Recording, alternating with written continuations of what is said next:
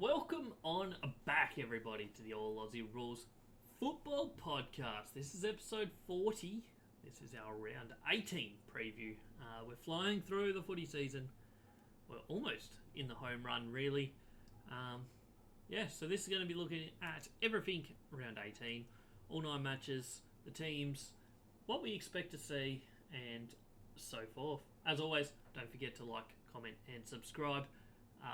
On whichever platform you're watching this. It comes out twice a week on YouTube and Spotify. Also, don't forget to check out all the other socials. We got Twitter, we got Facebook, we got Instagram, we got TikTok, we got it all. Plenty of content everywhere, so go check it all out. Without any further ado, let's jump into match 1 of the weekend, which is Collingwood Geelong Friday night football at the MCG. We'll have a look at the teams. They've just been released at time of recording. First up, Collingwood have John Noble, Jamie Elliott and Reef McInnes coming in, while going out is Brody Myercheck injured, Jeremy Howe injured, and Charlie Dean omitted. So 3 big ins, couple big outs for Collingwood there. That's about all about that. Geelong unchanged from their match last week. So things cruising along for Geelong at the moment, not so much for Collingwood. Looking at this match, obviously Geelong sit 5th on the ladder, Collingwood at 9th. The last 5 weeks, Geelong have kind of turned their form around a little bit. They've won 3 out of their last 5. Certainly looked a little bit better than they did a few weeks back. Collingwood, they're 2-3 over the last 5, and having lost their last 2, probably getting to a stage where they really kind of need to win this one. Looking at some of the stats that will potentially be key in this match. Obviously, defensively, both teams concede about the same. Geelong do score a little bit better than Collingwood, an extra 5 points per game. Mostly due to kicking straight, really. Collingwood's forward efficiency is better than Geelong's, but Geelong kind of do better in a lot of other ways. Defensive efficiency is very similar for both teams. They're ranked 6 and 7 in the league. Inside 50 count, Geelong should probably win this, but they don't dominate that area too often.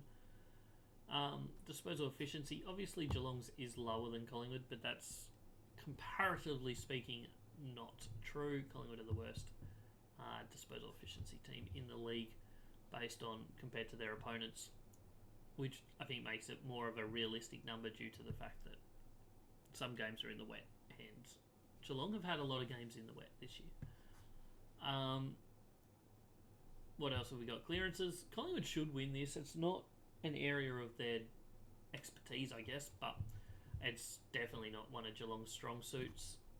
So Collingwood probably should win especially the centre clearances, but probably stoppage clearances as well. Contested football, neither team dominate contested football, so that'll be an interesting area for this match. And uncontested footies, both of them struggle at as well. Geelong probably slightly better than Collingwood, but in a lot of ways these two teams do play similar style football, where clearances aren't where they win the game. They push turnovers, do a little bit of tackle pressure, especially on Collingwood side, push the turnovers and try and fling it back the other way and kick goals. The number 1 and 3 ranked intercept turnover teams in the league. Last week I believe they were 1 and 2. Collingwood had a bad week at it last week against Essendon. Actually have been quite bad the last 2 weeks at it, so they've dropped down the order a little bit. Collingwood's number 1 tackling team. They've been beaten in that 2 weeks in a row, so I think a key area for Collingwood in this one is to really bring that tackle pressure, because they haven't been able to do that over the last fortnight, and that's ended up with 2 losses for them. Looking at these 2 teams recently, Collingwood have won the last 2. They played each other twice last year, once in round 1 and once in round 22.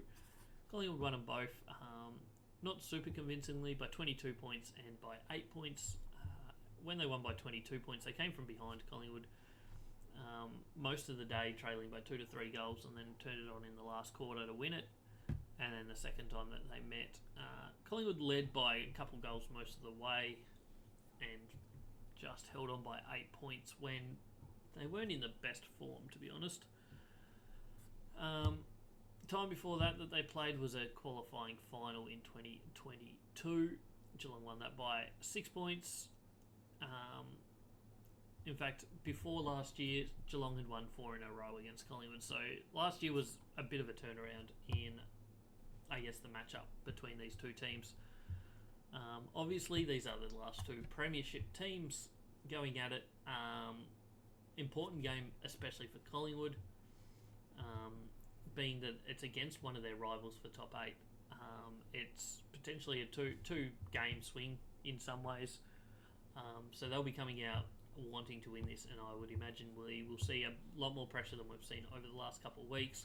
Will that be enough? It'll be interesting to see. They've still got a lot of players out. Obviously, my check goes out this week, but the Jamie Elliott coming back this week is huge for them. Dan McStay's coming back into the VFL, so he's possibly only a week or two away from AFL football, which is something they desperately need at the moment, just with their inability to keep their big forwards on the park. Game number 2 of the weekend, Hawthorn Fremantle down at Utah Stadium. This one will be played starting at 1:45 p.m. The teams for both teams, Hawthorn, James Sicily, Josh Ward and Carl Shear coming in.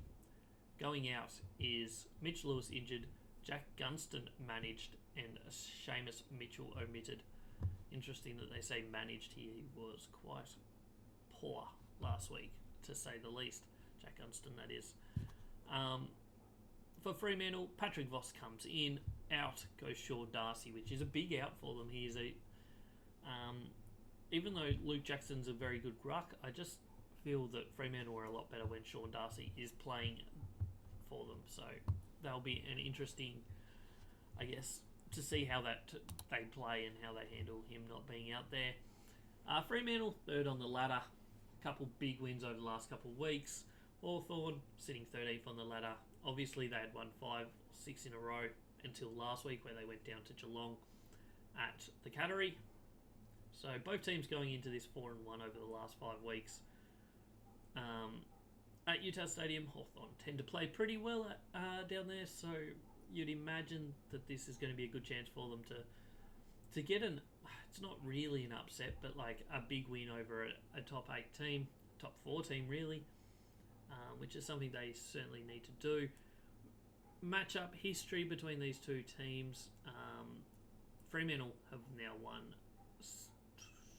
6 in a row, so they're going for their 7th win in a row over Hawthorn. Interestingly enough, one of them was down at Utah Stadium. That was in 2021. They haven't really got close too many times. There's been a couple that have been about 10 to 15 points, but overall Fremantle have certainly had the wood over Hawthorn since 2020 basically. The last time Hawthorn beat Fremantle was 2019. It was down at Utah Stadium, and they absolutely smashed them. Oh, not smashed them. Won by 31 points, but comfortably enough. So Fremantle won the last 6. Before that, Hawthorn had won the 6 in a row before that. So maybe it's Hawthorn's turn to get back on the winning ways over there. I won't say old enemy, but obviously these two teams did meet in a grand final in, 2013 now. So there's not many players around that were still around that were around back then. Obviously Nate Fyfe is one for Fremantle. Gunston, who's been outmanaged here, will also have been around back then. Maybe a couple others that I'm not thinking of, but still, that is part of the history of this. Two teams, they have met in 3 finals, in fact, in their not long history. Fremantle haven't played that many finals games, so 3 of them against Hawthorn is a little bit interesting. Looking at some of the stats, obviously Fremantle dominate the defensive side of the football. The defence is really, really good. Hawthorn, they've been really good over the last 10 weeks. Last week they got beaten quite comfortably. It wasn't their best performance, but I'd expect them to bounce back in this game down at Utah's. They've played down there twice this year. They've won them both. They beat St Kilda early on, and then I think that was round 9 maybe. And then about 3, 4, 5 weeks ago, however many weeks ago, they played GWS down there and got a late win over them after trailing by 19 points at halftime. So yeah, I would expect to see Hawthorn certainly bounce back on last week's performance. The area that this game will be interesting, I guess, is Fremantle's clearance game. That's where they dominate. They weren't spectacular at it last week, but they are by far the best clearance team in the AFL, which isn't that surprising. They have some absolute clearance guns in the midfield. Hawthorn have certainly improved in their clearance game over the last 8 weeks, but they still nowhere near the level of Fremantle. The two teams probably don't play too dissimilar once the ball's out in space, but we'll see how that kind of plays out here. Hawthorn's main area of improvement has been their contested footy, and also their turnover game has been where they've really turned this season around. So I think that's I guess an interesting way that Hawthorn are going to find. Going to have to play well to find the win here. Fremantle obviously will be trying to get it out of the clearance, get it forward, and convert their opportunities. They have a very good forward efficiency, so once they get it inside 50, they do tend to be very good. For a team that dominates clearances as well as they do, they probably don't get as many inside 50s as you would hope, but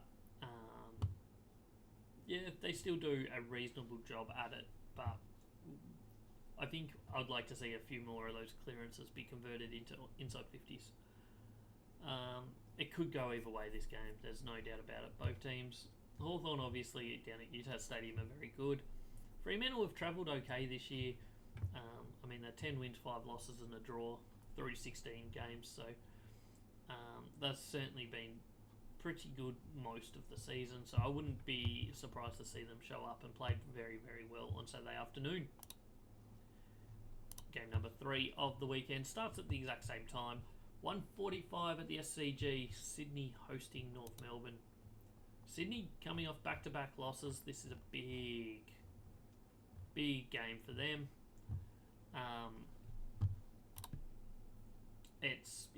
Big game for them. North Melbourne have been improved of late, so it'll be interesting to see how they go in what is a very tough matchup, Sydney at the SCG. However, Sydney did lose their last game at the SCG, which was against Fremantle. Teams as they've been announced at time of recording, the Isaac Heaney challenge is happening right as we speak. I'm just having a look right now to see if they haven't made a decision yet. So they went off to deliberate 22 minutes ago. No decision as yet. So he has been named in the team. However, obviously if he fails at the tribunal, he will be missing this week. But the only change at the moment for Sydney is Callum Mills in, which is a big in for them. They get their captain back for the first time this year, and Sam Wicks being omitted. You would imagine if Isaac Heaney isn't successful at the tribunal, they might look at Luke Parker or Sam Wicks to come back in. I would say maybe Luke Parker, to be honest, but we'll see what they decide with that, if they have to make a decision on that. North Melbourne have George Wardlaw coming in, outgoing Will Phillips omitted, which is a big omission. He's not been bad of late, so I was a little surprised to see him go out. Also, Tristan Xerri will be playing his 50th AFL game. Very, very good first 50 games for a ruckman has Xerri had. So, good luck to him, but It's crazy that he's only played 50 because he is a very, very good ruckman. And ruckman usually take a little bit longer to hit their straps, I guess.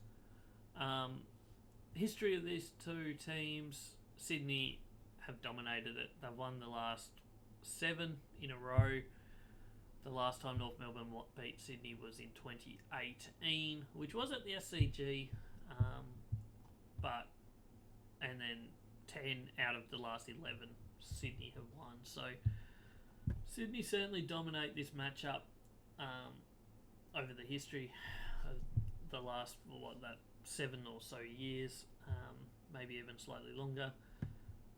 I wouldn't be expecting a North Melbourne win, to be honest. I think Sydney will be pretty amped up to go out and win this one, coming off of back-to-back losses.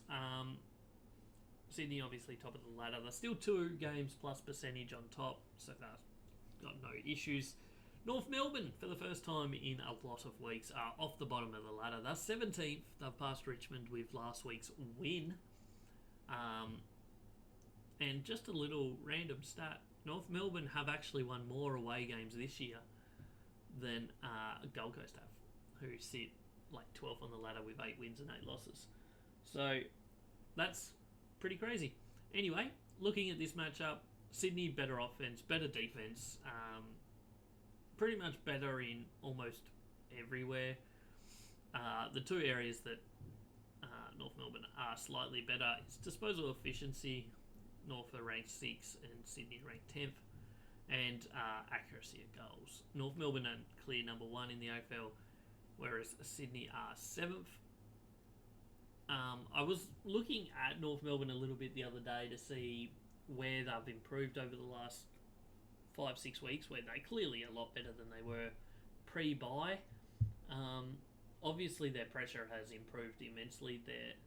Over the last 5-6 weeks, it has been very, very, very good.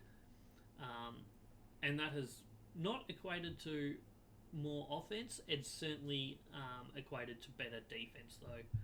They're still scoring around similar marks that they have been all year, outside of the Collingwood game where they really scored massively. But their defense has certainly come down. They average 107 points per game. I think 6 weeks ago it was about 119 points per game. So it has come down quite a long way in that last 6 weeks or so. So positive signs for North Melbourne. This might be a tough one though. It could get out of hand very quickly. It could be a game where Sydney score 150 plus. Maybe Sydney don't come out and play their best, but if they do, you would imagine that they're going to score pretty heavily, which they are very capable of scoring very quickly, Sydney Swans. Game number 4 of the weekend is the mid-afternoon game, the 4:40, 4:35 kickoff game. Western Bulldogs Carlton. This is huge matchup for both teams, really. Obviously, Carlton sitting second on the ladder, 11-5. The Doggies sitting 11th on the ladder, 8-8, and a loss here will really put them on the back foot and make it difficult for finals. Not impossible, but certainly difficult. Carlton, they lose this, they certainly won't finish first. Almost certainly. They should still finish top 2 or 3 no matter what happens here, but they'll certainly be looking to try and find some form after what was a weird game last week where they looked like they were home and hosed at quarter time and then just kind of didn't recapture that form until the game was past them by and they ended up losing. It wasn't the worst performance of all time, but they certainly will be wanting to find a way to turn that around. The main area I think that they need to focus on turning around is their ability to stop other teams from scoring. They concede 86 points per game, which is quite bad across the AFL. There's only 3 teams worse than them at conceding, like in terms of points per game. North Melbourne, West Coast, Richmond. The other 3 bottom teams are worse than them at defensively. So the fact that the team second on the ladder is so far down there is a little concerning for Carlton. I think offensively Carlton are as good as anyone in the league. In most facets of the game, they're as good as almost anyone in the league. Their big issue is they just concede a lot of points. For whatever reason that is, I don't know, but they certainly do. History of this matchup, they tend to only play each other once a year. That's certainly been the case since 2019. They haven't met yet this year, so this will be their first meeting.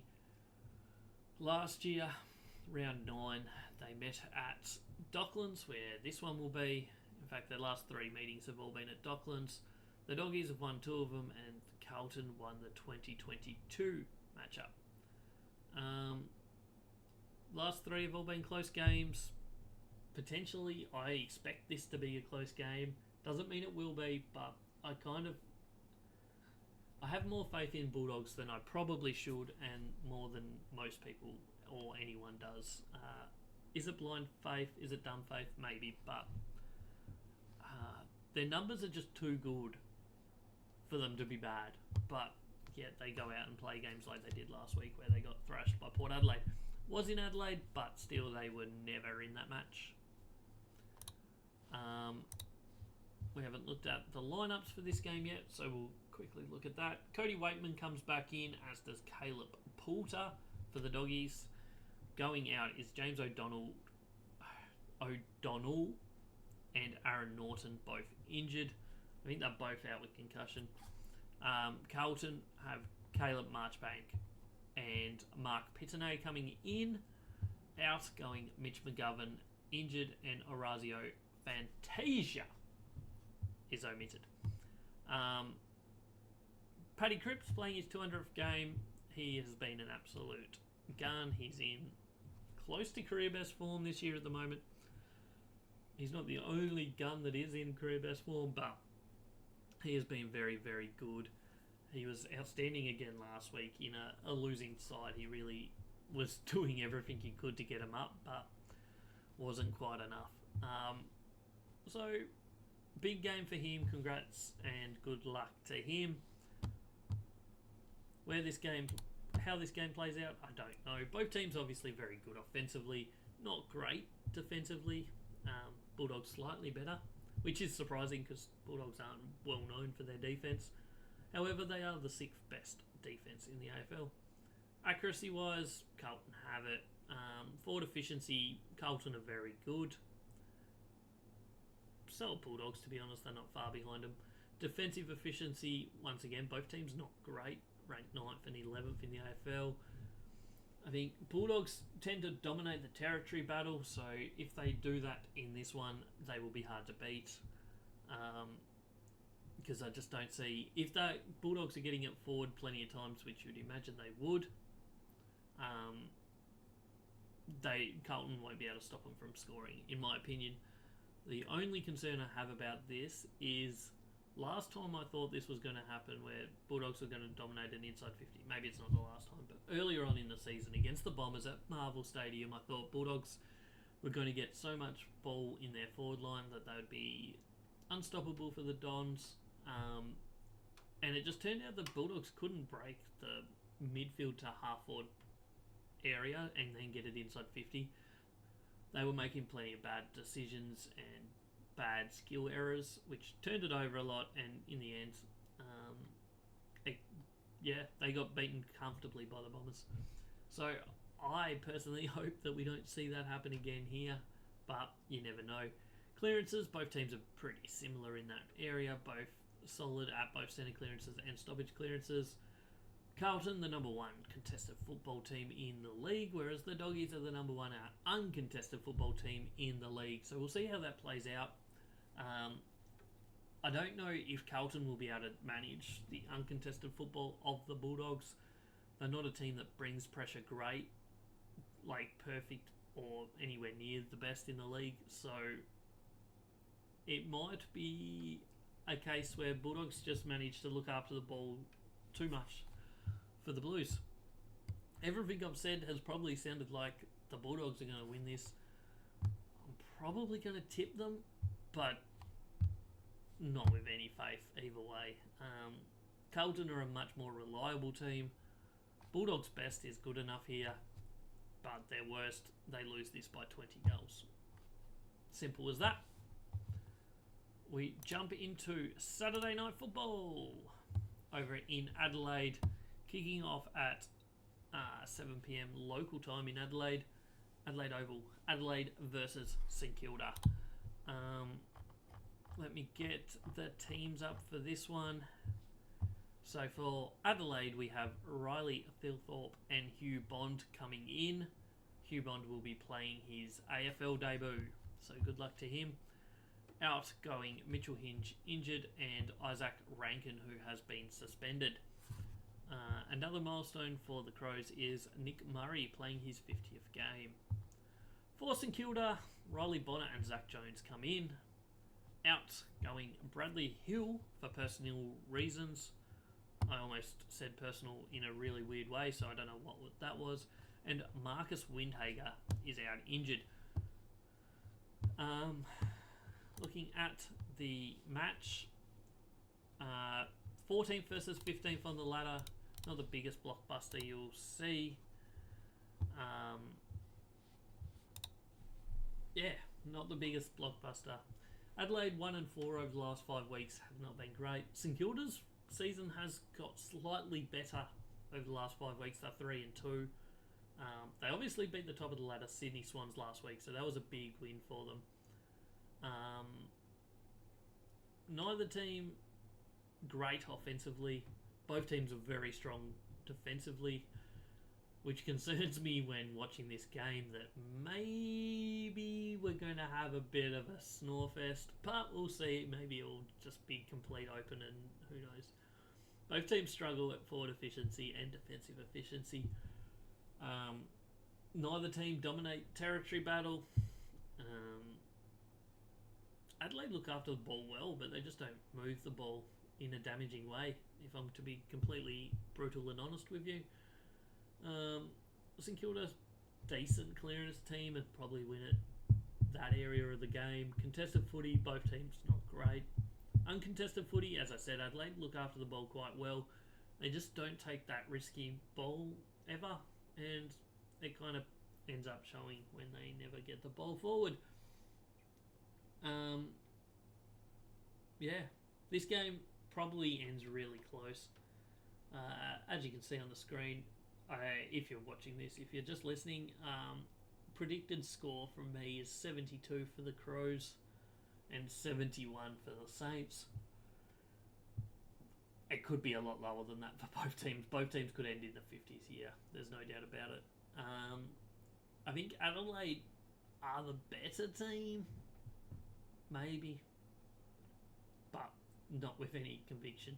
Both teams kind of struggling this year and probably both counting down until the end of the season. This is the last time that St Kilda leave Marvel Stadium this year, so it'll be interesting to see how that goes. History of this matchup, they haven't met yet this year. They play once a year typically. Last year they met and Adelaide won it by 52 points at Adelaide Oval. 2022 they met at Adelaide Oval and St Kilda won that one by 21 points. And then back in 2021, Adelaide won that one by 6 points. So I don't see a world where St Kilda do too well here. If you look at the history, the long-term history between these two teams, Adelaide have won 14 of the last 16 matchups. So even though it's gone 2-2 over the last 4, over the last, 10 years basically, Adelaide have dominated this matchup. Is that what we see on the weekend? In Adelaide, you'd have to say Adelaide will go in favourites and be tough to beat. A little bit of breaking news, which won't be breaking news for you people watching this / listening to this, but it has just been announced that Isaac Heaney will not be playing this week. His suspension has been upheld, so he will be suspended. He will not be playing, and he will not be eligible for the Brownlow medal. My thoughts on that, it's a rough way to get suspended and a rough way to lose out on potentially a Brownlow. When you look at what Cripps did a couple of years ago and he won the Brownlow. I know rules have changed since then, but the fact that Cripps won a Brownlow when knocking someone out and jumping off the ground just 2 years ago, and now Isaac Heaney with a slight little nudge as the bloke's falling into his hand gets a week. It's weird, it's crazy, but that's the AFL for you. The other Saturday night game is potentially another really big blockbuster. Melbourne Essendon at the MCG. Big game for both teams. No doubt about that. First up, we'll have a look at the named teams. Melbourne have Harrison Petty coming in for the injured Max Gawn. He's going to be missing a couple, at least, I think, Max Gawn. So him and Petrarca out certainly makes it difficult, I guess. Probably their two best players. Milestone games for Melbourne. They have Pickett playing his 100th and Chandler playing his 50th. So well done, congratulations, and good luck to them. For the Bombers, in comes Dyson Heppel. Out goes Jaden Laverde. He's been managed.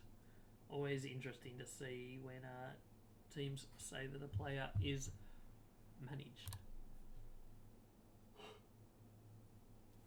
Melbourne sitting 10th on the ladder. Bombers sitting 4th. Both teams 2 and 3 over the last 5 weeks. But the last couple of weeks for Melbourne has certainly been a little bit better. And for Essendon, last week was a huge win over Collingwood. Neither team spectacular offensively. However, Melbourne are certainly the better defensively orientated team. Forward efficiency and defensive efficiency is the one area that kind of Essendon struggle at, in my opinion at least.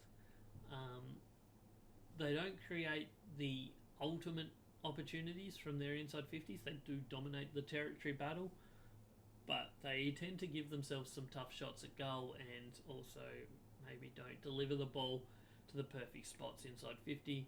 And then defensively, they get caught out occasionally a little bit too easy, in my opinion, and probably in most people's opinions. They are one of the worst teams in defensive efficiency. And the thing is, this week, their forward efficiency is going to be really tested because Melbourne are the number one team at not conceding shots from inside 50s, going up against one of the worst teams in the AFL at creating shots from their inside 50s. So Essendon will dominate in all likelihood the territory battle. Getting the ball inside 50 should go the way of Essendon. They should dominate the clearances. They should get the ball going forward. It's going to be a matter of whether Melbourne can stop Essendon from turning them into good shots, which Melbourne are very good at, so you'd expect they're a chance to do that. Obviously, Stephen May, Jake Lever are very good back there at causing intercepts and stopping the opposition from scoring, I guess. Both teams pretty good at the intercept game. Bombers, all their stats point towards them being a very, very good team outside of that forward and defensive efficiency. I think that's the one area that they kind of need to find a way to tidy up before finals, in my opinion.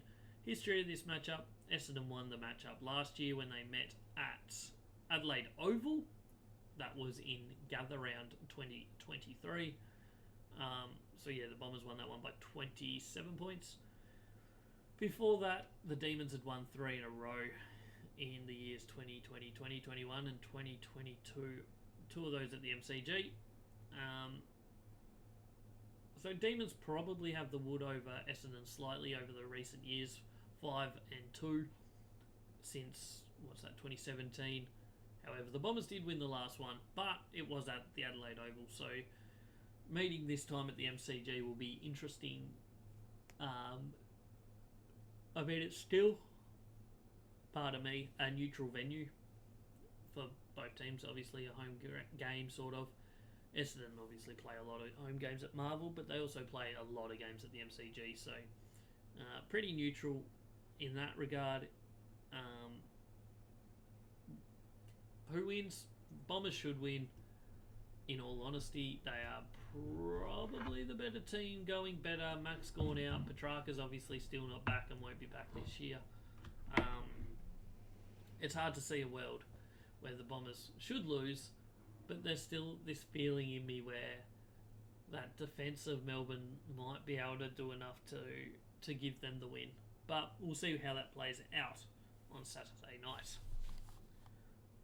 We'll jump into the Sunday games. First up's another big game, Gold Coast Port Adelaide.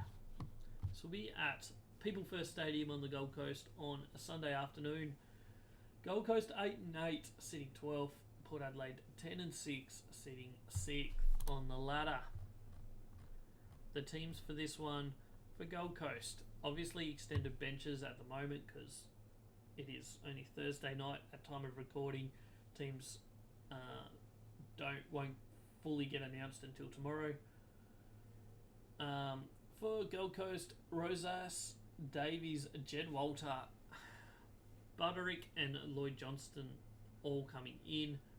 Two big outs for them. Miller injured and Sam Day injured. I mean, Sam Day hasn't been playing every game, but obviously Jared Witts is already out, so now losing Sam Day as well puts a little bit of extra pressure on their ruck division.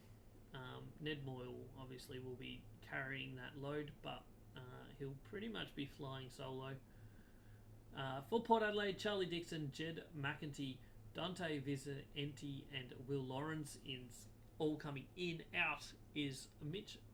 I'm going to stuff up his name because I didn't practice it. Georgiadis. No, that's not it, but close enough. You know who I'm talking about. He's out suspended. So, yeah. Gold Coast undefeated at home this year. This will be maybe their toughest test yet. Their last couple, I've said, have been their toughest. Obviously, there was the Port Adelaide one. Not the Port Adelaide, sorry. Essendon one, which they just got over the line by 10 points or so. And then the Collingwood one, they once again just got over the line by about 10 points.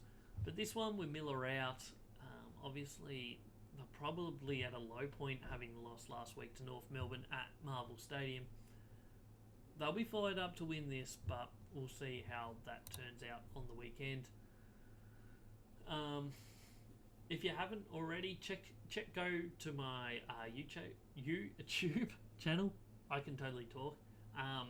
All Aussie Rules on YouTube. I did a Gold Coast video this week to compare their home form and their away form. Look at the numbers behind it because it's quite staggering, really, the difference between the two teams. The one team at home and away.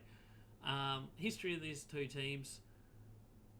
This is, I guess, one of, if not, the weirdest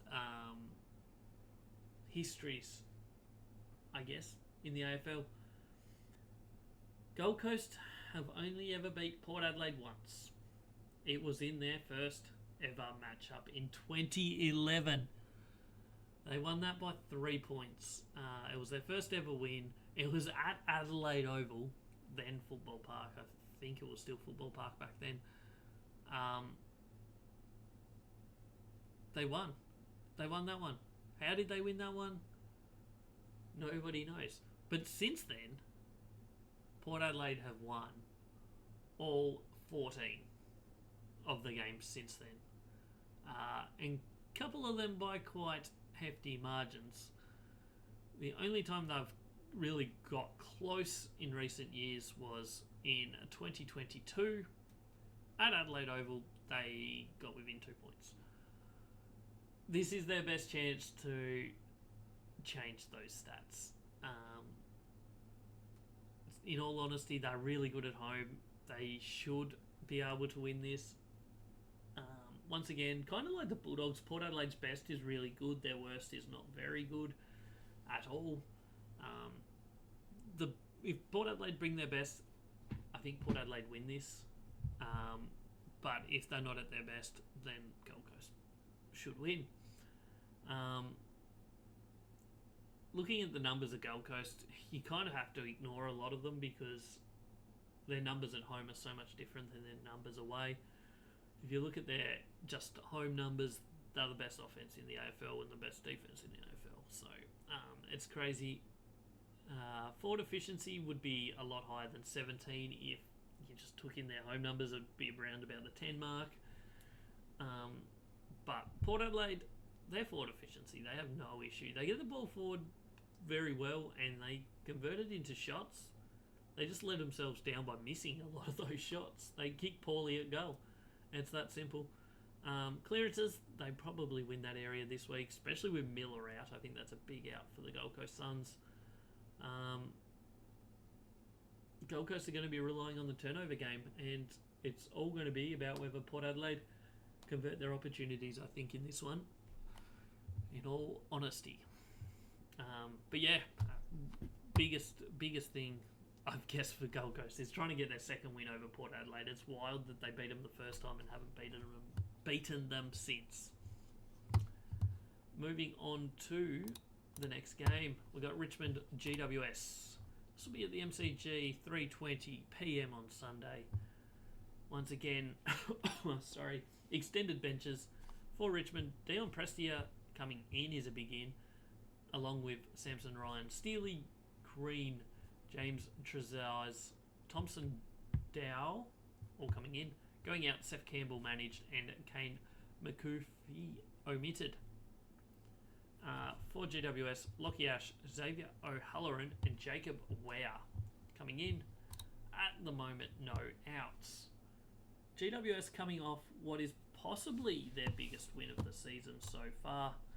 Over Carlton last week, it was a huge win after trailing by 5-6 goals in that first quarter. They're sitting 8th on the ladder, and in all honesty, they should win this no matter where it's played. Richmond have dropped down to 18th on the ladder. Their season has really struggled most of the way. Both of their wins were upsets. Obviously, when you only win 2 games, they're always going to be. But one of them was against Sydney, so that was a massive upset. Worst offense in the AFL, second worst defense, and potentially going to be the worst defense in a few weeks' time if the trends of the current Richmond and North Melbourne teams continue. There's no category that looks good for Richmond. They're down towards the bottom in pretty much everything. For GWS,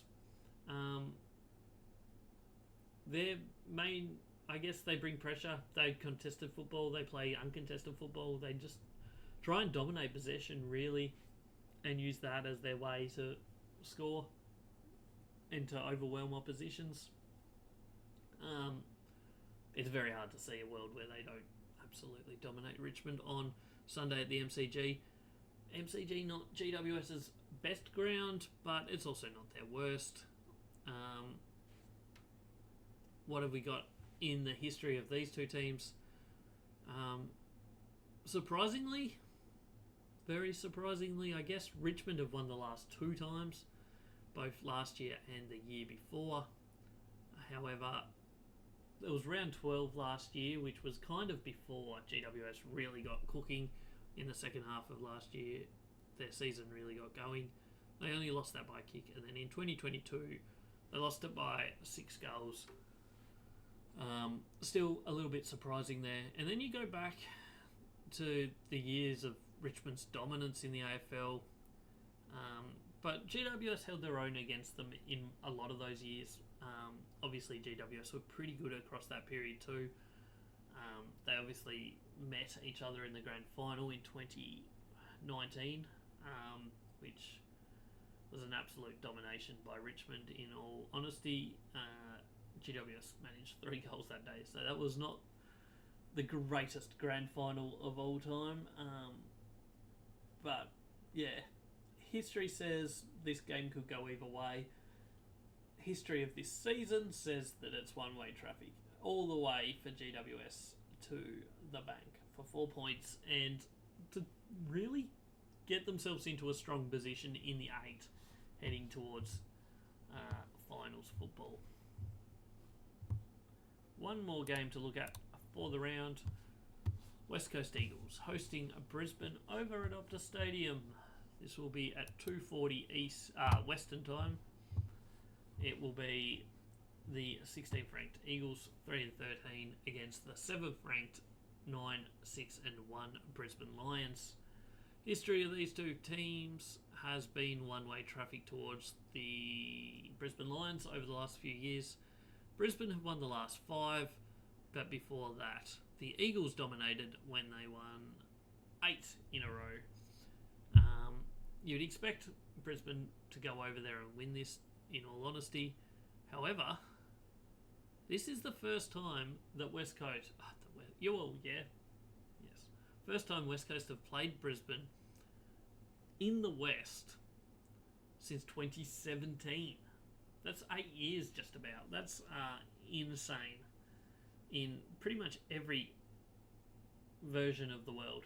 It's crazy that Brisbane have not played West Coast in the West in 8 seasons. Crazy. So that is a big reason why Brisbane have probably dominated recent history. Obviously, they've won the last 5. They've all been at the Gabba, and they won. In fact, West Coast won the first one of the ones at the Gabba. So crazy numbers, I guess, behind that. Why does that happen? Where Brisbane just never go to Optus Stadium to play? Obviously, they have this year, and I'm guessing they go and play Fremantle there. But why do they never play West Coast there? It's one of the weird oddities of the AFL schedule. I understand that it's hard to make the AFL schedule, but it's still a crazy thing in my eyes. Having said all that, Brisbane should be good enough to go over there and win this. They're the only team in the AFL that have won their last 5 matches. Their last couple of weeks, I don't think they've been as good as perhaps they could have been, but they've been getting the wins, and that's got them up to 7th on the ladder, and in all honesty, they win this one, and they are pushing towards the top 4. There's no doubt about it. Their offense is good, their defense is good. Their efficiency going forward isn't great. They do dominate territory. It's hard to see a way that West Coast stop Brisbane. The way West Coast have played the last couple of weeks, I would suggest that this should be an easy win for Brisbane. Whether that's how it turns out, we'll have to wait until Sunday afternoon to find out. But it's just hard for me to see how West Coast win this one. Looking at the teams for this, once again, extended benches. For West Coast Eagles, Harry Edwards, Luke Edwards, Zane True, Ryan Marrick and Jay Cully all coming in. Out goes Jeremy McGovern, injured, and Campbell Chesser. So big out there with McGovern and Chesser as well. He's been omitted, but interesting dropping there. For Brisbane, Joyce Robertson. He hasn't played too much this season. Pryor, Fort, and Brain all coming in. Outgoing Jack Payne injured, who I believe is going to be missing a few weeks, and Starkovic, who is out with concussion. Liam Ryan playing his 100th game over for the West Coast Eagles. Obviously, they have a new coach as well this week. That is another in/out for the Eagles, I guess. And also Jared Berry playing his 150th game over for the Brisbane Lions. Everything points towards Brisbane in this one. Let's be honest. The only thing that West Coast have going for them, which I don't know if it's a myth, maybe I should look into the numbers, but teams tend to perform pretty well in their first match for a new coach. We'll see if that happens again here, but it tends to happen a lot. So we'll see if it happens again here. That is all 9 games. We'll now have a quick look at my tips for the weekend, which I think I've changed a couple of them, to be honest, but we'll see. So first up, Friday night, Geelong to beat Collingwood. I've got it by 4 points. It should be a tight one. It should be a cracker. We'll see what happens on Friday night. Saturday, Hawthorn Fremantle down at Utah Stadium. Hawthorn to get the bickies there. Sydney to take care of North Melbourne at the SCG. Western Bulldogs I've gone for over Carlton. I'm not convinced. I'm really not convinced. But we've gone for the doggies. Adelaide to just get over St Kilda in a low-scoring affair. I've got Melbourne written on the screen. But as I record this, I'm changing it. The Bombers in that one by a point. We'll just flip it over. Gold Coast to beat Port Adelaide. GWS to take care of Richmond. And Brisbane to round out the weekend with a win over West Coast Eagles. That is round 18 preview. Thanks for tuning in. Don't forget to like, comment, subscribe. Let me know how your team's going. Let me know how your tips are going as well, because I'm sure they're doing better than me. I'm 91 out of 144, so it's not a great season. Don't forget, podcast will be back on Monday with a round 18 review. We have 2 episodes every week going live on Spotify, YouTube. Go check them out every week. Also, don't forget, plenty of other videos going out on the YouTube. This week we had a Bombers Are They Better Than Last Year video, as well as a Gold Coast Home v Away video. So go check them out. And all the socials, Twitter, Facebook, Instagram, TikTok. Go check them out. Plenty of content. Thanks for tuning in. Catch us on the next one.